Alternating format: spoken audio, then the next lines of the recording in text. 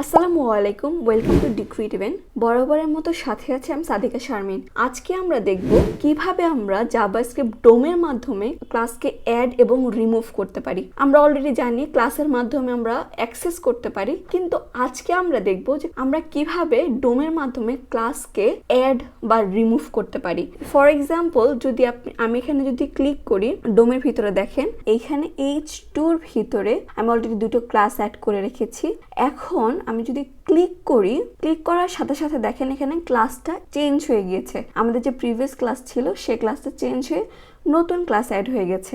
So এই জিনিসটা আমরা কিভাবে করতে পারি? সো এর জন্য আমি স্টাইলে জাস্ট আমি এই জিনিসগুলোকে অ্যাড করে রেখেছি জাভাস্ক্রিপ্ট ফাইল, এটাতে আমরা স্ক্রিপ্টের কাজ করছি।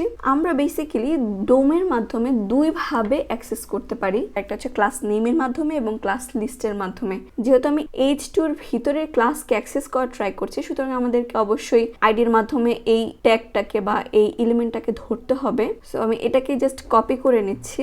এখন দেখেন আমি যখন ডট ক্লাস লিখবো, এখানে কিন্তু দুটো অপশন চলে এসেছে, ক্লাস লিস্ট, ক্লাস নেম। প্রথমে ক্লাস লিস্টটা দেখাচ্ছি। সো আমি যদি এখন এটাকে কনসোল লক করে দেখাই তাহলে জিনিসটা বুঝতে পারবেন। সেভ করলাম, তাহলে দেখেন আমাদের যতগুলো ক্লাস নেম ছিল সবগুলোই চলে এসেছে। আমাদের এলিমেন্টের ভিতরে ক্লাস নেম ছিল দুটো, সেই দুটোই এখানে চলে এসেছে।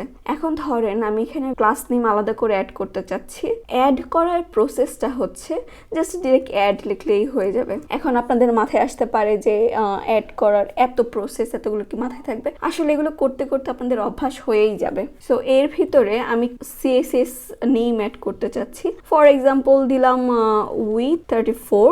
যেহেতু আমি বানাইনি ক্লাসটা, আমি ক্লাসটা জাস্ট একটু বানিয়ে নিই। যেহেতু আমাদের এখানে এটা ডিজাইনিং এর ক্লাস চলছে না, তাই আমি জাস্ট নর্মাল CSS গুলাকে ইউজ করছি। তো উইথ দিয়ে দিলাম 34 পিক্সেল, পাশাপাশি হাইটও দিয়ে দিলাম। ওকে, 8 দিয়ে দিলাম, 40 পিক্সেল।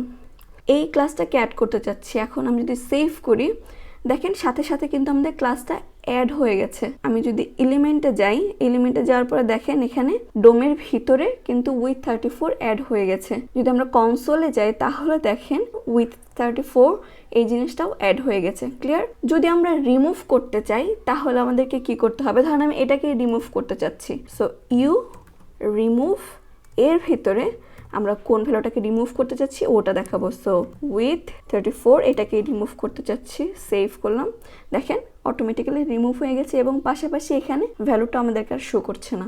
আমরা চাইলে এখানে যে কোনো ভ্যালু চেঞ্জ করতে পারি। যেমন আমি এখানে যদি টেক্সট ডার্ক এইটা রিমুভ করতে চাই তাহলে দেখেন কি হয়, উইথ 34 ঠিকই চলে আসছে, কিন্তু টেক্সট ডার্ক যেটা ছিল সেটা রিমুভ হয়ে গেছে। ক্লিয়ার ব্যাপারটা? এরপরে আসি ক্লাস নেমের জন্য। আমি বাকিগুলোকে কমেন্ট আউট করে দিচ্ছি, এখানে জাস্ট ক্লাস নেম দিয়ে দিলাম। এখন আমি যদি এটাকে কনসোল লক করি, আবার সেভ করলাম, তাহলে দেখেন আমাদের কি কি ক্লাস নেম এখানে আছে সেটা চলে আসছে। এখন এখানে আমি চাচ্ছি নতুন একটা ক্লাস অ্যাড হোক।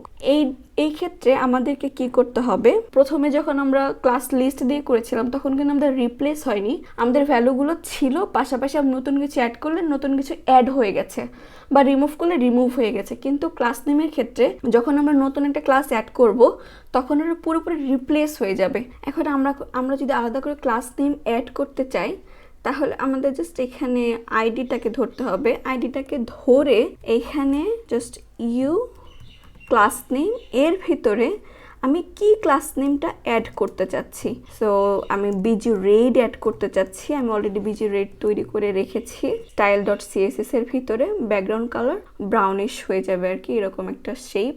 সো এখন দেখেন বিজি রেড যখন আমি করলাম তখন এখানে কিন্তু কালারটা চেঞ্জ হয়ে গেছে, এবং পাশাপাশি আমি যেহেতু এখানে আইডি ধরে জাস্ট এলিমেন্টটাকে দেখাচ্ছে, সুতরাং আমাদের ডিরেক্ট এলিমেন্ট দেখাচ্ছে। এবং দেখেন ইম্পর্টেন্ট, এখানে ক্লাস কিন্তু বিজি রেড হয়ে গেছে, বাকি যে ক্লাসগুলো ছিল সেই ক্লাসগুলো কিন্তু নেই। যদি আমি কমেন্ট আউট করি, সেভ করি, দেখেন আমাদের ক্লাস ছিল এই দুইটা, কিন্তু যখন আমি ক্লাস নেম দিয়েছি সাথে সাথে সেটা চেঞ্জ হয়ে বিজি রেড হয়ে রিপ্লেস হয়ে গিয়েছে। ক্লিয়ার ব্যাপারটা? এখানে আরও একটা ডিফারেন্ট আছে, সেটা হচ্ছে যে আমরা যখন ক্লাস নেম ইউজ করব তখন আমরা টুগল ব্যবহার করতে পারবো না, কিন্তু যদি আমরা ক্লাস লিস্ট ব্যবহার করি তাহলে আমরা ইজিলি টুগল ব্যবহার করতে পারবো। ফর এক্সাম্পল, আমি যদি আপনাদেরকে দেখাই, আমি এগুলো সব কমেন্ট আউট করে নিচ্ছি এবং ফাংশনটাকে আবার কমেন্ট ছাড়িয়ে নিচ্ছি। এখন দেখেন এখানে HTML এর ভিতরে আমি একটা ওয়ান ক্লিক ফাংশন রান করেছি। যখন আমরা বাটনটাকে ক্লিক করব তখন সেটা চেঞ্জ হয়ে যাবে। সো আমি যদি সেভ করি, দেখেন আমি ক্লিক করলাম, চেঞ্জ হয়ে গেল। এখন আমি যদি আবার সেকেন্ড টাইম ক্লিক করি কিন্তু কোনো কাজ হচ্ছে না। কিন্তু এই জিনিসটাকে যদি আমি ক্লাস লিস্টের মাধ্যমে টুগল দিয়ে অ্যাড করি, দেখেন এটাকে আমি কমেন্ট আউট করে নিলাম।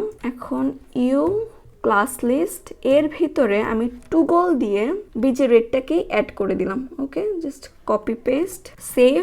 দেখেন এখন আমি যদি ক্লিক করি চেঞ্জ হয়ে যাচ্ছে, আবার ক্লিক করলে আবার রিমুভ হয়ে যাচ্ছে, আবার অ্যাড হচ্ছে, রিমুভ হচ্ছে, অ্যাড হচ্ছে, রিমুভ হচ্ছে। ক্লিয়ার টুগলের ব্যাপারটা? আশা করি বুঝতে পেরেছেন পুরো ব্যাপারটা। সো আজকে এই পর্যন্তই। ভালো লাগলে অবশ্যই লাইক, কমেন্ট এবং শেয়ার করবেন। Thank you so much for watching this video and see you in the next time. Till then explore more.